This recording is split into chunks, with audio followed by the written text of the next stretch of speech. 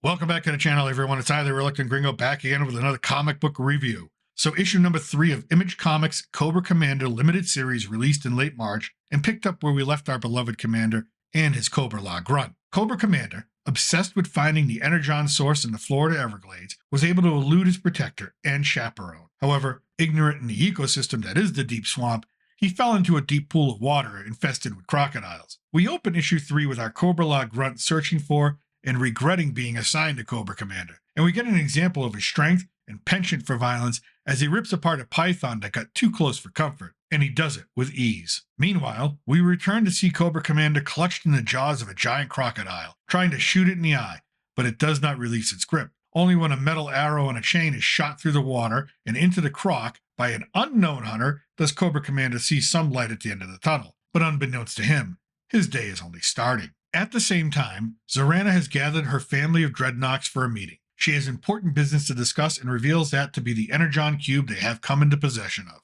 and now must decide what to do with it. Of course, the Dreadnouks love money, so selling it becomes the popular opinion. As the discussion continues, Zarana's brother Xandar appears in the doorway. It is clear he was the one shooting the metal arrow at the crocodiles, and now has Cobra Commander in chains and as his captive. The conversation quickly turns to finding out who Cobra Commander is and why he's been snooping around the swamp area that's controlled by the Dreadnouks. The first attempt to remove the commander's mask fails as Ripper is electrocuted. Zarana orders Torch to try using an acetylene flame, but only manages to scar the metal. Frustrated by their second failure, the Dreadnouks go into full torture mode, using blowtorches and chainsaws on the commander in an effort to make him talk, but all he does is stay silent, or taunt them by playing on their weaknesses, which is their fear that they could turn on each other, or that they're not considered worthy to be in the gang. In turn, they tell Cobra Commander that if he talks, he'll be much happier, as the torture will stop. They go so far as to use the commander's blood to paint a smiley face on his mask, but it only makes the commander's silent presence even more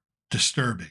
The commander manipulates Xandar into thinking his sister does not trust him. As this conflict unfolds, he then manipulates Buzzer into thinking the rest of the Dreadnouks think of him as a poser, a former academic obsessed with biker gang history, and now only cosplaying the role, not a true member of the gang. This causes Buzzer to attack Ripper and Xandar, and only when Zarana steps in does the conflict plateau. Now with multiple Dreadnouks rolling around on the floor, this gives the commander a chance to activate a homing signal attached to his wrist. Zarana sees this and demands what he's done and who he works for. The commander answers, me. Prioritizing the Energon Cube, Zarana orders the Dreadnouks to move it to a safe location, but as they exit the cabin, they find out it is too late. The Cobra Law grunt has arrived. Now with Cobra Commander in tow, they attempt to leave. The Cobra Law grunt scolds the commander, who only replies, I got lost. Buzzer attacks the grunt with the chainsaw, but it has no effect, except to reveal that the grunt is wearing a disguise. Now out of patience with the Dreadnouks, the grunt removes his mask and clothing,